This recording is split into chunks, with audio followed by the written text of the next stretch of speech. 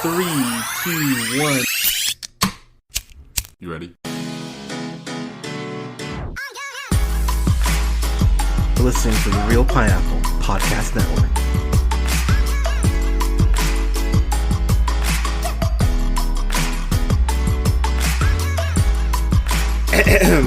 Good evening, everybody. Thank you so much for listening. This is the Real Pineapples, your humble host, Hunter. Hope you guys are having a great start to your weekend so far.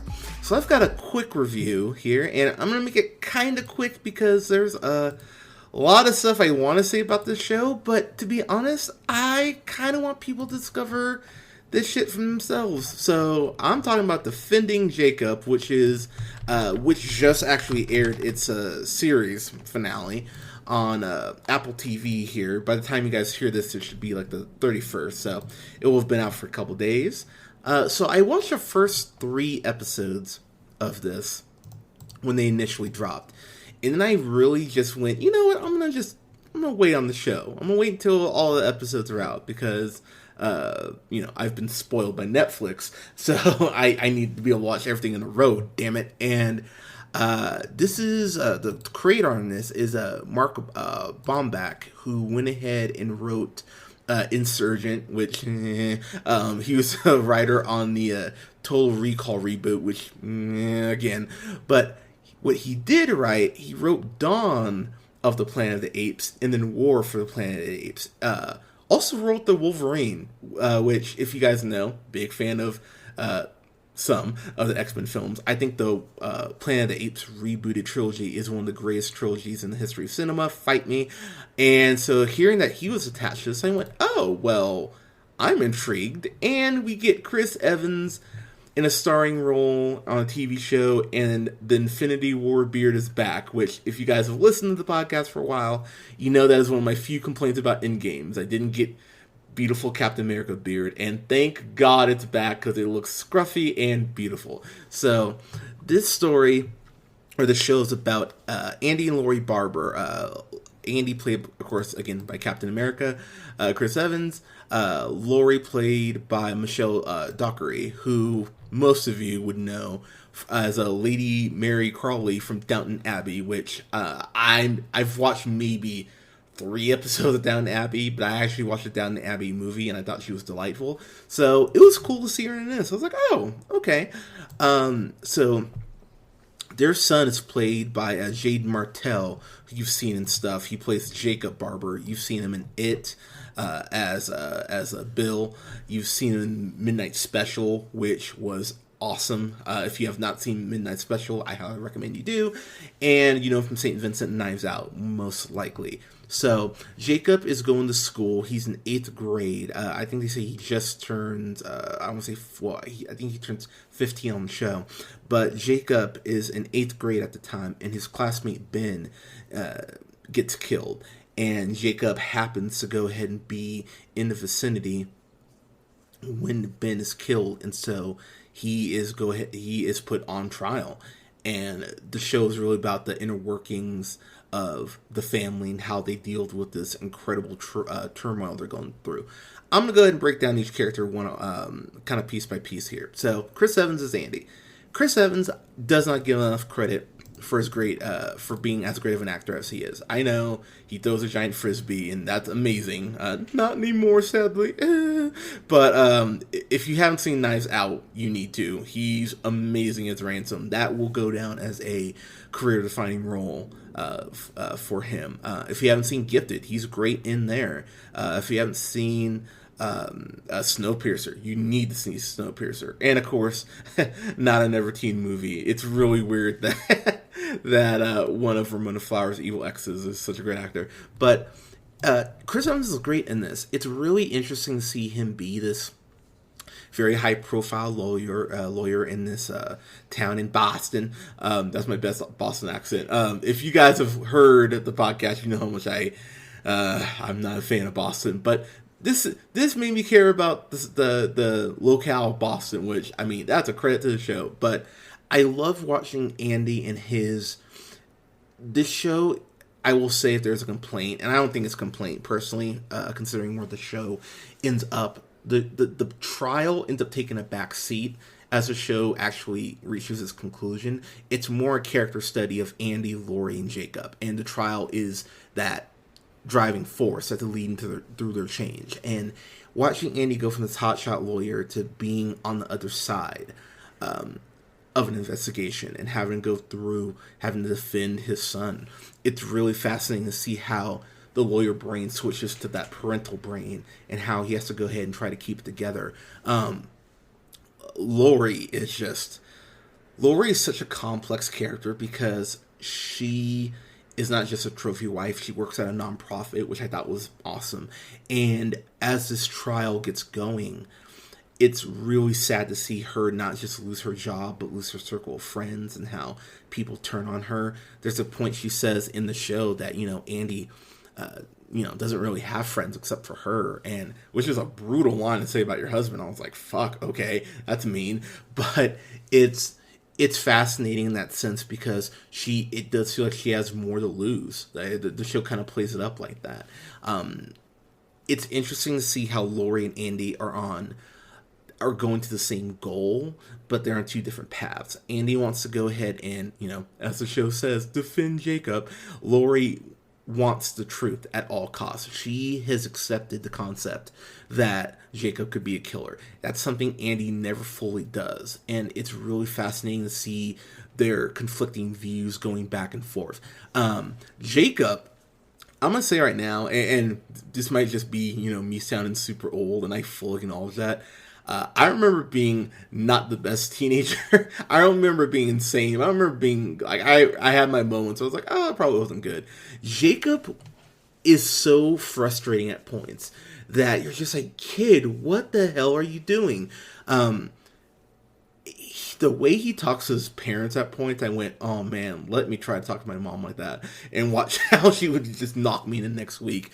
White parents. But Jacob, though, as frustrating as he can be as a character, you see him break down a couple times, and it's really crazy to see that not stone, but almost this veil that he's put on, because it feels like he's almost in a haze throughout this whole process. Like, he can't comprehend that he could even be tried for this. And there are a couple points where Andy really has to get raw with him. Laurie at points does feel almost like a Vicodin mom, because there are these points where she's just off in space, and Andy brings down the hammer a couple times. He brings down the hammer in regards to this picture, and that's all I'll say. And that scene in particular, we see Chris Evans really show out. I went, okay, now we're getting into it. The first couple episodes, like I mentioned, I watched those initially when they came out. And yeah, I sat on the show for like 5 weeks so that I could watch it all in a row. And the first 3 episodes are a little rough in the sense that I do think the pacing is slow. It's setting up a lot of pieces, and not just as far as suspects, even though at the end of the day there only ends up being a couple suspects, but it's setting up Andy and Laurie's relationship. It's setting up Jacob's reputation at the school. It's setting up Jacob's relationship with his parents. It's setting up the lawyer, played by Sherry Jones, who plays Joanna Klein, who I will say, out of all the characters in this show, she's my favorite character in the show. She ends up being their lawyer, the lawyer that they hire, and Joanna and Andy have familiarity with each other before Andy goes ahead and stops being a lawyer about halfway through the season. I love their relationship because Andy and Joanna really understand each other, and they are both come from a place of no bullshit. It's very Boston in that sense, which I did appreciate. And Joanna just has this kind way about delivering bad news that I found very fascinating. There are a couple points where she goes, look, you guys are in some deep shit here, but I'm a lawyer. I'm here to go ahead and figure this out with you. And you see her kind of swagger because the initial scene with her and Andy, there's a little playful banter, but she has kind of an edge to her. It's cool to see the edges not soften, but soften just enough for her to find the humanity outside of being a lawyer, actually being involved in the case. And I found that tweak. Very interesting the way that they go ahead and actually portray that. I thought that was incredibly well done. Pablo Schreiber, I'm not a fan of Orange Is the New Black, but I recognize him on there. He played Porn Stash, I guess was his nickname on the show. I thought he was excellent. He plays Neil, who works at the firm that Andy does, and he's a prosecutor for the case. Neil is one of my... If you've watched Ford v Ferrari, you know that one asshole guy that Christian Bale's arguing with who works for Ford. That works for Ford. How he's just such a great villain, and there's just that point when you're watching the movie, you go, what the fuck is your problem? That's exactly who Neil is. Neil is just so detestable at points. You're just sitting there going, oh my god, I want to throw something at you. But he's such a good foil to Andy. And I love the fact that while Neil does want to get justice for Ben, it is clearly a personal thing too. Andy has kind of been, the alpha there at the firm. Neil wants his spot, so yeah, it's about finding justice for this kid, but at the same time, it's about ego too. And I appreciate that the show, from both sides, goes ahead and acknowledges it, because Andy even never comes out and says, the cop cliche, this is personal, but it feels very personal at points. There's a point where Neil says something to Andy that gets him thrown up against the wall, and I went, you know what? Yeah, I would have beaten your ass if you had said something like that to me. And it's such a great scene. Another character who I want to go and shout out to is Pam Duffy, who's played by Betty Gabriel. You know her from Get Out. And she was actually on that show Good Girls Revolt, that Amazon show that I actually liked. She's great in here, and her and Chris Evans get to share the screen a little bit because she's helping on the investigation after Andy gets pulled. And I love their back and forth. It reminds me very much of oh my god, I'm blanking on her name, but it reminds me of Raylan and the sister who's on Justified. It reminds me of their back and forth. It's a very almost brother-sister-esque sort of friendship. But there are a couple times where she does put the hammer down on him, and they get into some intense conversations. And I love the way the show portrayed those relationships in particular. If there's a complaint about the show, and I think some people will have a complaint with this, I won't say the ending, because again, this is one of those things I really want people to discover for themselves, because I think this show will be divisive a little bit. But for me, the last episode, it's so worth your time. The first grinding of the first couple episodes, which you can make that argument, the show, I think, rewards you for your patience in the back half, the episode, like episode 3 on for me, maybe halfway through episode 3 on, I went, oh, this is excellent. Like, the show really takes advantage of the pieces that it goes ahead and puts on the table. Jacob has a relationship with this girl, Sarah, who is played by Jordan Alexa Davis. I haven't seen her in anything. I thought she was excellent. I hope she gets to go ahead and continue to grow as an actress and get to be in more stuff. I thought she was incredible in this. And there's a storyline of her and how she fits into the case that I went, oh, okay, this makes a lot of sense why this thing wouldn't have occurred, or why you wouldn't say anything because of this. And it's a heartbreaking thing that unfortunately more women, probably every woman unfortunately, has gone through some sort of variation of the thing they reference on the show, which just breaks your heart when they bring it up, but you go, oh, that unfortunately makes sense. I really didn't have any complaints about this show. Like, I'm really sitting here, like, yeah, the first couple episodes, again, it's a little dry because of the pieces they're setting up. But between a great, not even a cameo, but a character that's introduced who ties into Chris Evans' backstory, who's played by an actor I adore. By the time they brought that in, and they go ahead and wrap up the case, and actually seeing the courtroom drama was so well done. There's points where Neil and Joanne are just going back and forth, and it's like a great tennis match. the way that they set things up that you think, oh wow, this might completely swing the momentum to their side, and then the person counters, and it's fascinating to watch their courtroom battles. I loved just the courtroom stuff alone when you get there. There are people who are going to be upset at the quote twist unquote, that there is a twist that does happen in the show, and I'm not going to say when it happens, but when it happens, you'll know.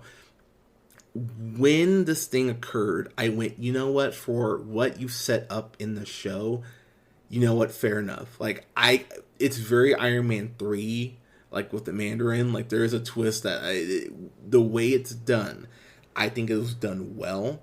I can see how some people are going to be like, oh, that's bullshit, and that's fine. That's fine. Don't enjoy this. But I personally thought it was excellent, and it really added more gravity to the trio their story that we're so invested in. I just thought this was excellent. Again, there are some issues, not perfect, but definitely worth your time.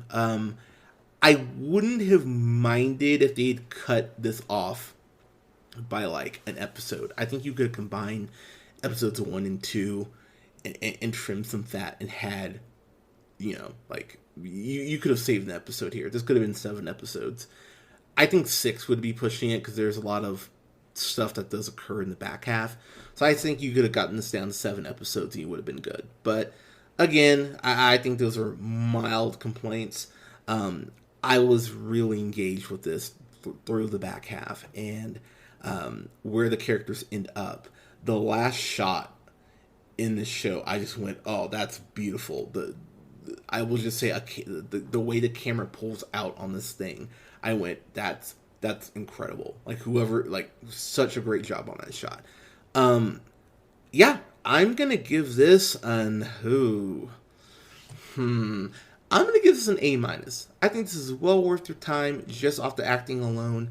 Again, I understand some people don't like these, procedural dramas, but I think the show lays its cards out pretty early on.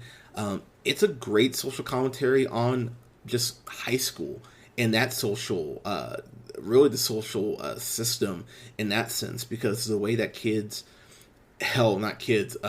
us, just, the royal us, use social media to go ahead and victimize and ostracize and crucify people sometimes is looked at here, and I went, oh, I like what the show's saying about this. I think this is such a well done show, and Chris Evans, do more TV, man. Yeah, you were good, but everyone really went ahead and did bring their A game. And the last thing I will say, I like the way they use people of color here, because you get, black cops, which we'd use more of. You get black doctors, you get black scientists, like you get a black judge. I was like, oh, that's cool. Like it, but it really does have people of all races in here, and the show does a good job of making. It's not in Boston, but it's close enough to Boston. But making this feel like a diverse town, and seeing minorities and not just white people doing well in the show. I was like, that's cool. I enjoy that. Again, I think there's so much here in that back half that's worth your time. So yeah, A- for me. But guys, have you seen The Defending Jacob? Let me know what you thought. I'd love to hear people's thoughts on this. You can go ahead and like us on Facebook at The Real Pineapple. You can follow yours truly on the Twitter at JHunterRealPineapple. You can follow Scott on Twitter at NearmanTheFirst. And you can follow Colin on Twitter at The Real O'Neill. And please go ahead, like, share, subscribe, comment. We love talking to you guys. You can go ahead and find us on SoundCloud, Apple Podcasts, Google Podcasts, Podbean, Spotify, Stitcher Radio, and iHeartRadio at The Real Pineapple. Guys, thank you so much for listening. We will have reviews up next weekend for Space Force. I'm real curious about that because I'm hearing mixed things. That's gonna be interesting. We'll also have a review up as well for Off the Record, that new HBO Max documentary, which I'm real curious about that because I'm a huge Def Jam fan, but I think Russell Simmons I'll save that for review. But guys, thank you so much for your support. We love doing this for you guys. Please stay safe out there. Love one another. Check on each other, and we will talk to you guys soon. Take care.